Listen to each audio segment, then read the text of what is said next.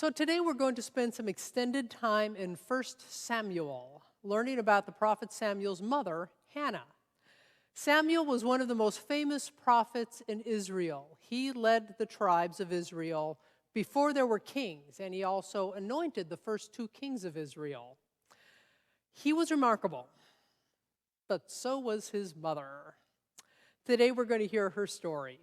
We start with her prayer to God for a child at the shrine where the Ark of the Covenant was kept. They believed those days that when God was on earth, God literally sat on the Ark of the Covenant. So she brought her prayer straight to God. Let's listen for the Spirit of God for us today in 1 Samuel chapter 1. On the day when Elkanah sacrificed, he would give portions to his wife Peninnah and to all her sons and daughters. But to Hannah he gave a double portion, because he loved her, though the Lord had closed her womb. Her rival used to provoke her severely, to irritate her, because the Lord had closed her womb.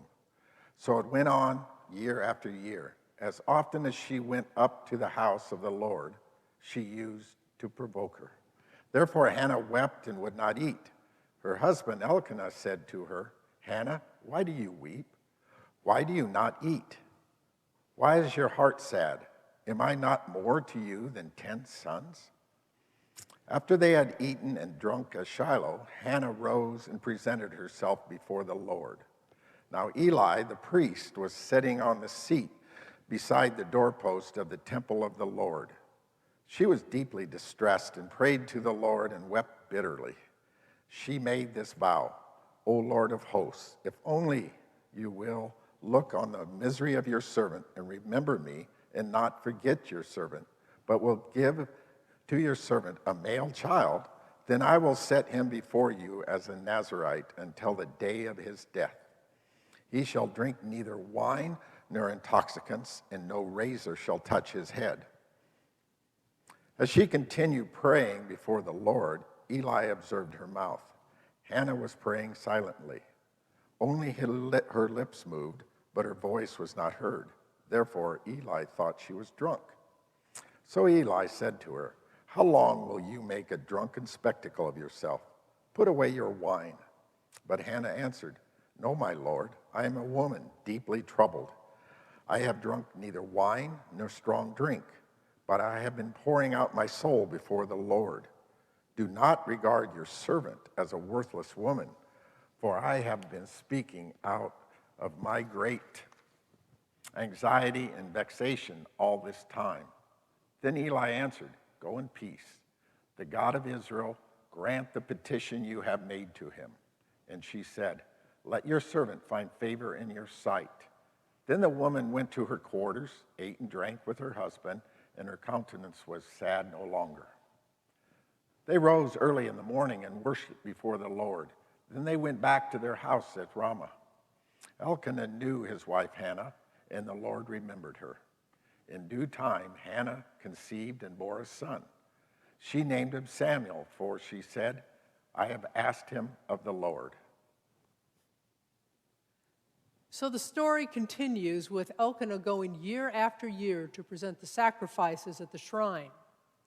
When Samuel was about 3 years old, Hannah joins him again, brings Samuel with her to dedicate him to the Lord's service. Samuel is to become a prophet and a mediator of God's word. Bruce Birch, professor of Old Testament, points out that Elkanah makes an interesting statement about Samuel.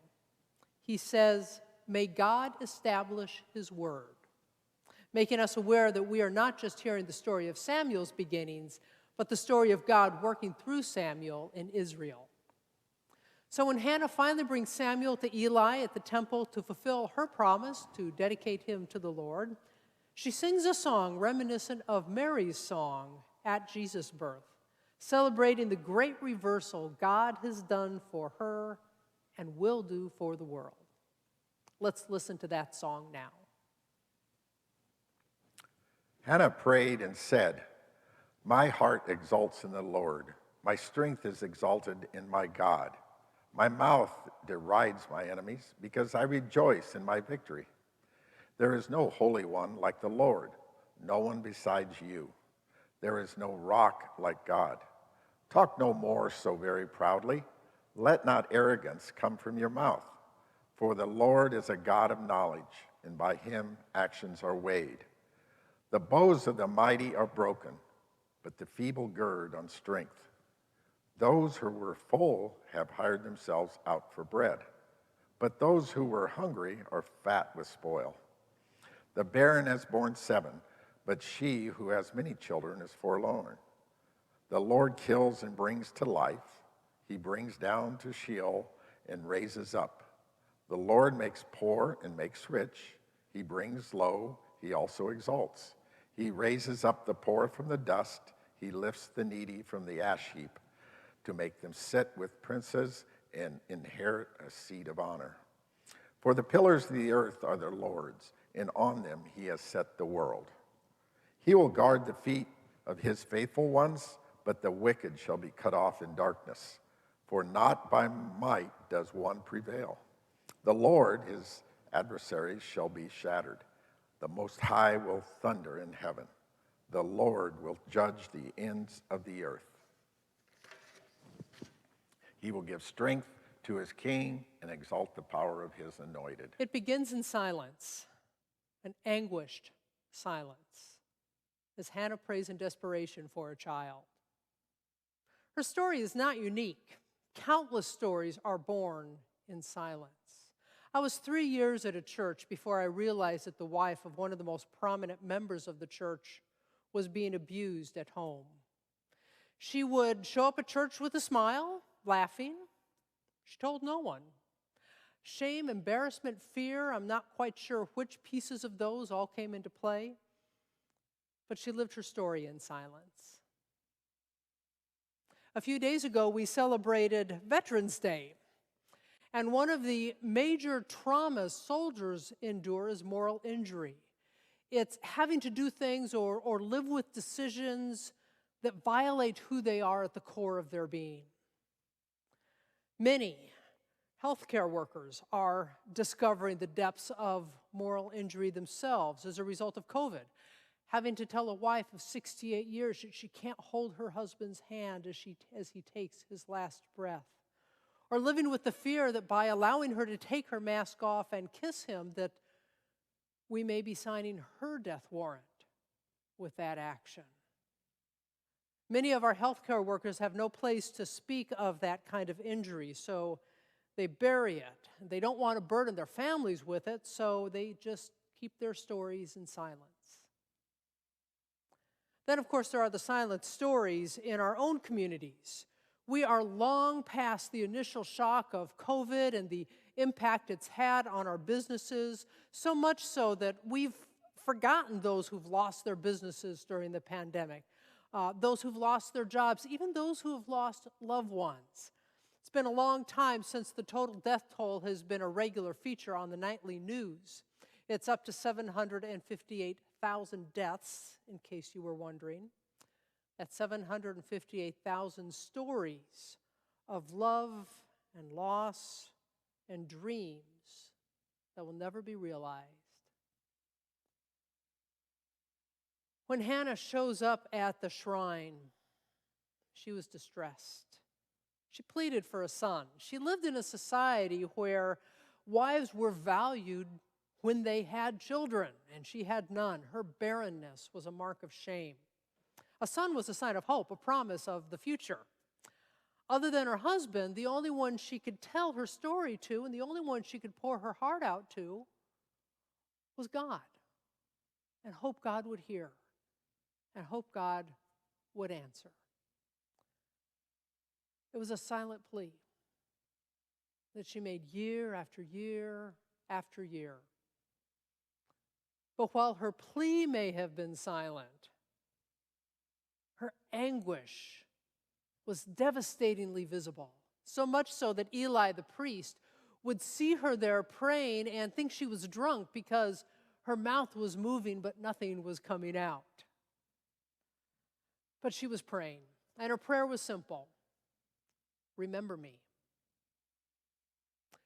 The core of her prayer was simply, remember me.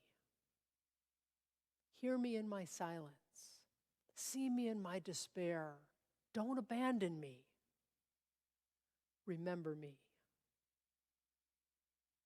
You see, Hannah knew the stories, how God remembered Sarah and gave her a son in her old age who would be the inheritor of God's promises to them for a future. She remembered how God remembered Rachel, the barren wife of Jacob, and gave her a son who would be the salvation of Israel in a time of famine. And she remembered how God remembered the Israelites when they were in slavery in Egypt and gave them another son, Moses, who would lead them to the promised land. If God could remember them, maybe God could remember her. So often when we are in the depths of fear or depression or anxiety or woundedness, we may not feel, or we may not only feel, that no one else sees the weight we carry. We may feel like God has forgotten us too. We may feel ultimately and completely alone. So Hannah's prayer, in a way, is our prayer. It's remember me. It's the prayer of the mother who lost her job because she couldn't afford daycare. It's the prayer of the wife who lost her husband and couldn't be by his side when he took his final breath. It's the prayer of that business owner whose work of a lifetime, whose dream of a lifetime has closed because economically she couldn't survive the pandemic. It's the prayer of the one who sits alone in an apartment because with social distancing, their support system has been removed. And it is even at times our prayer.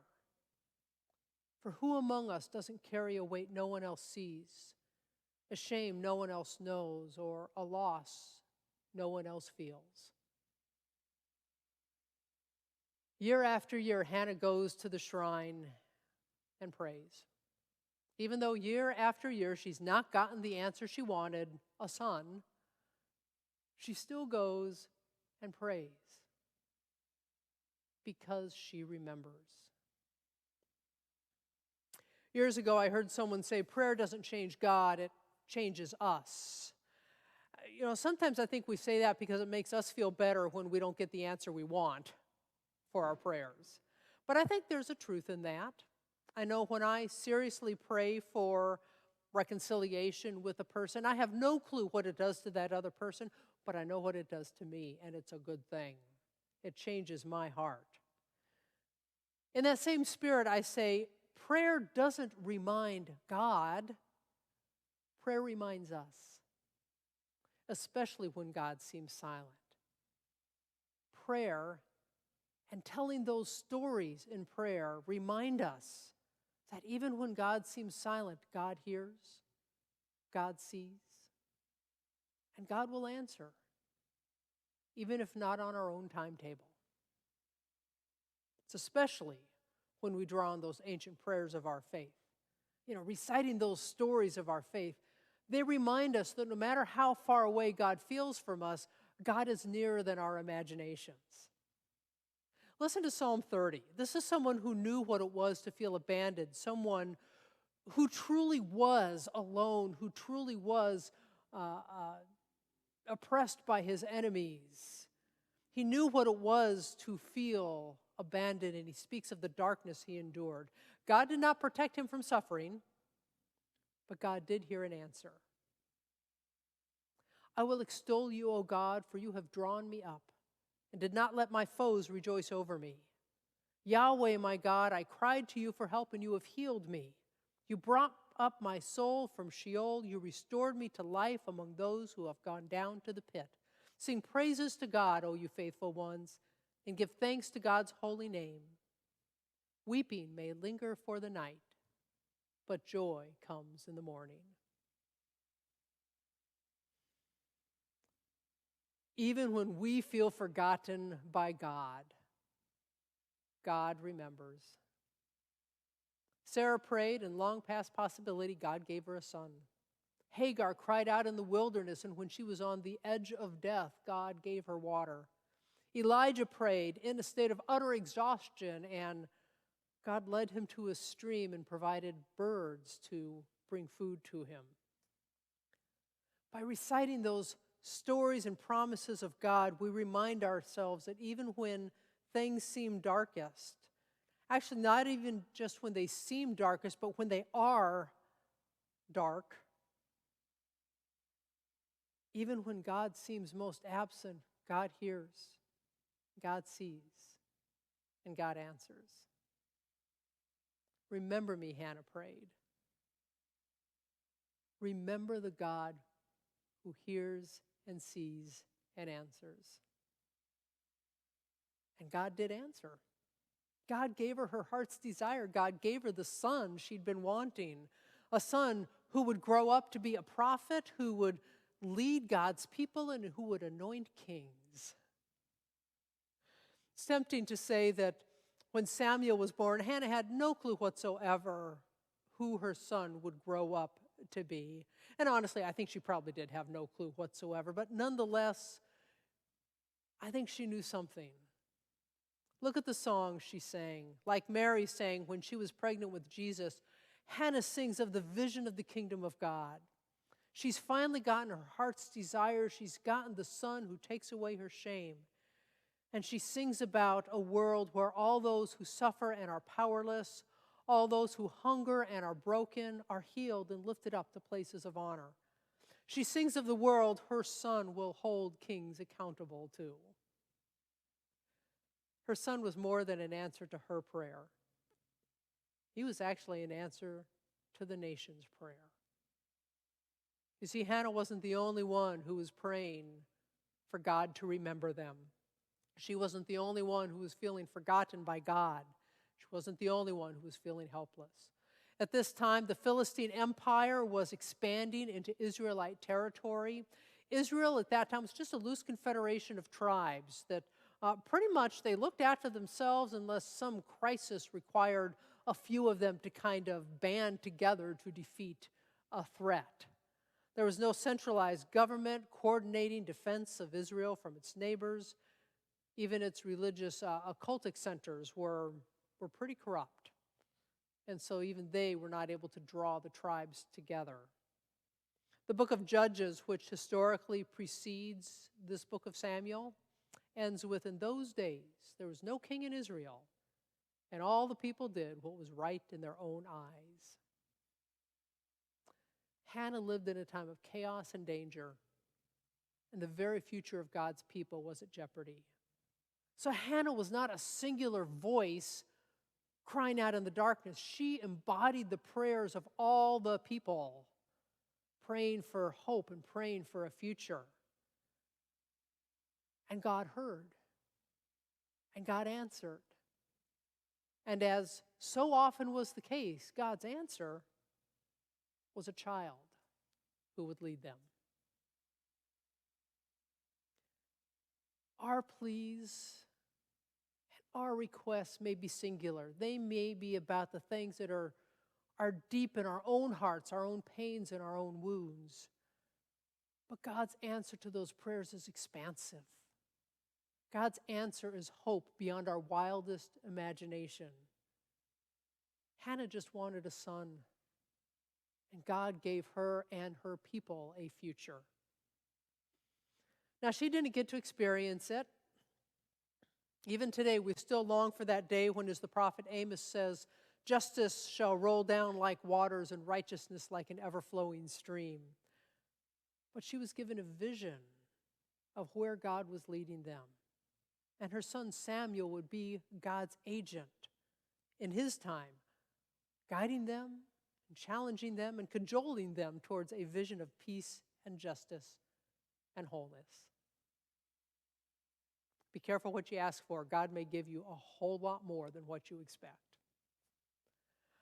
Our own deep needs and wounds may not feel like a national crisis. They may feel very personal, and they are.